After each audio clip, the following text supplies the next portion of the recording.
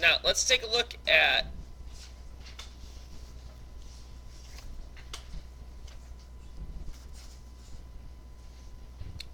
these examples, because, like I said, these are going to be, uh, this is what's going to, I think, actually kind of make things a little bit clearer for you. Now, find the missing length.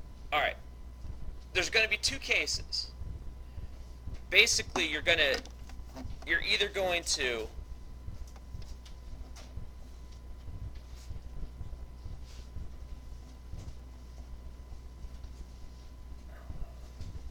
know the altitude, which is, or you're looking for this segment right here, that one that kind of cuts everything up, or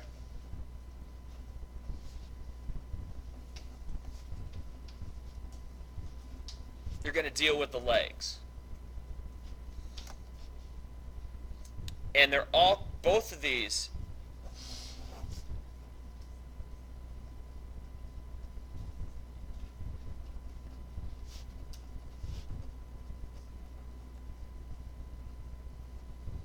both of them are connected to the hypotenuse. Now, the first one that we have is,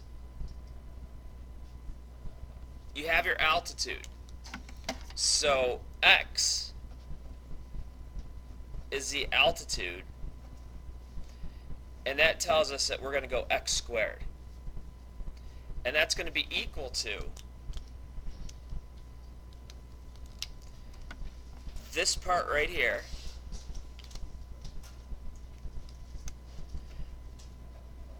and that part right there.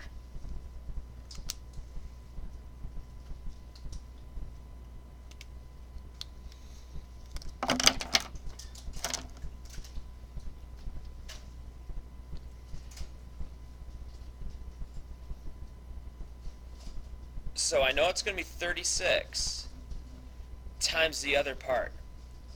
Now, what's the other part? How'd you get 64? Absolutely. I need this part right here. So to find that, 100 minus 36 is 64. So I got my 64 in that case.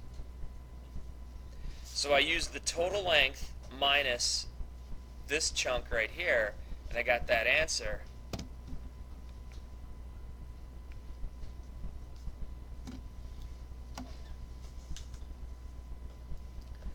And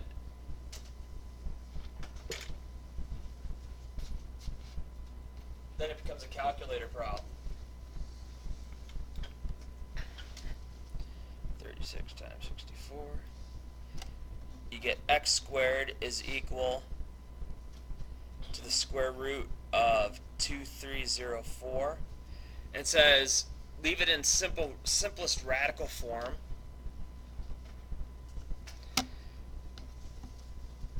Well, do you know the square root of 2304? No, not at all, right? Not even close. Go back to this. Oh wait, that's not what we want to do. We don't want that. When we want this, think of it like this. Go back up here. We're going to get 36 times 64. If we break those two numbers down, we go back to the original and not use, remember, that's not even there. Because I took the square root too early. I was getting a little anxious.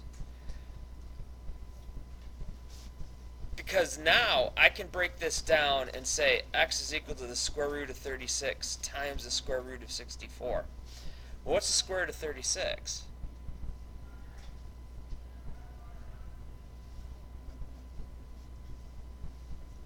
That's just 6. What's the square root of 64? 8. So what's 6 times 8?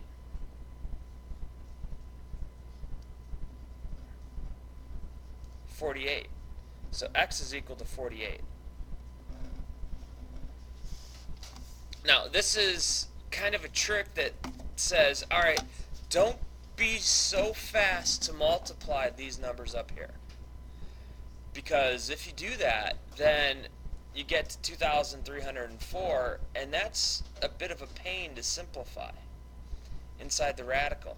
But if you keep things broken down like this, you can deal with 36 a lot better. You can deal with 64 a lot better. And we can actually get down to whatever answer that we need to be here.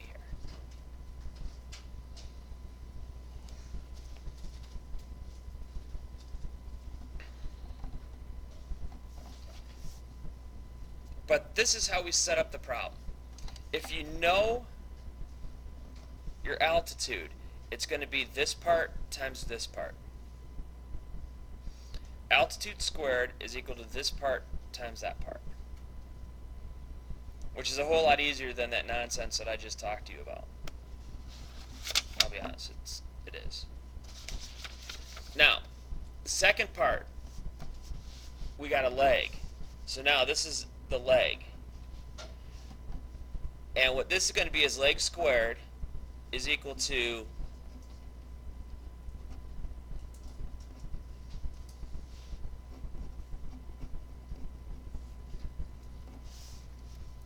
the way that I always kind of remember it is the leg squared is equal to the closest part of the hypotenuse times the hypotenuse itself. So what part's the leg? Which one's the leg?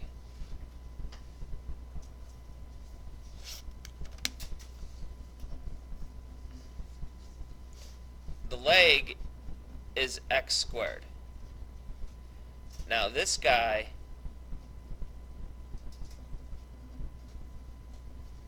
that's your closest part, so that's 9. Now I need the entire, so it's going to be the leg times that part that's right next to the leg times the entire thing. So how much is the entire thing?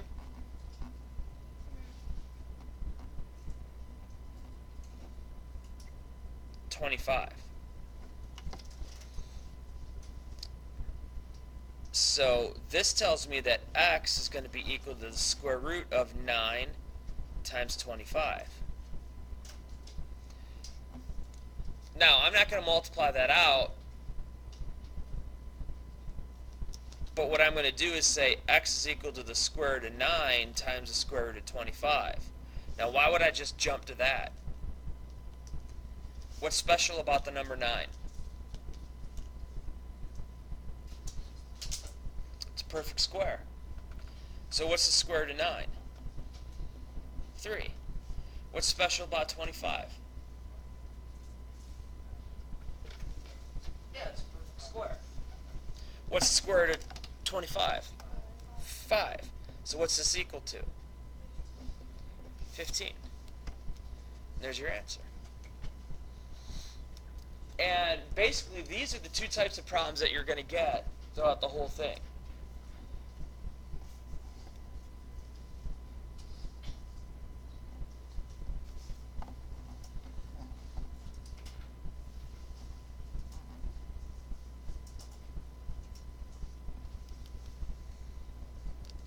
Now, like this one, we know that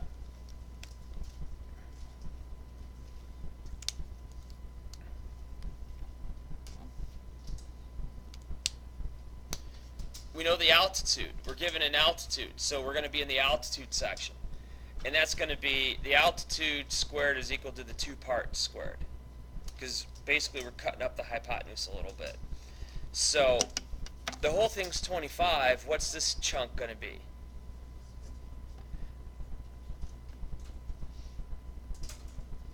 Yeah, that part's 16. It just comes from the whole thing, 25 minus 9, which is 16. So this tells me that x squared is going to be equal to 9 times 16. Because it's the 2 parts multiplied together. So x, again, what's special about 9 and 16? Perfect squares. So if I take the square root, we got our perfect squares. Square root of 9 is 3. That's 4, which is 12. Now, unfortunately, you're not always going to get perfect squares. Sorry. If it was like that, it'd be nice and simple, but we're okay if it's not. We'll live. Now, last example I'll do before I just turn you loose and let you worry about this is number 4 here. We got a leg. We want the part right next to the leg. So basically, you can even think of it as we want a corner. We're dealing with that corner. And we want the whole thing. So x squared is going to be equal to the part that makes the corner with the x, which is 45, times the entire hypotenuse, which is 81. Now, taking the square root, x would be equal to the square root of 45 times the square root of 81. Now, is one of these a perfect excuse me, a perfect square? Yes. Which one? 81. Alright, so I know this is a 9. Because 9 times 9 is 81. Now, let's take the number 45. Can I break this up into a number that's a perfect square times another number? What two numbers can I multiply to get to 9 times 5, right? Now, any of those perfect square? Yeah. I could break this up into the square root of 9 times the square root of 5. So what's the square root of 9? 3. That's times the square root of 5. That's times a 9. Can I multiply any of these numbers together?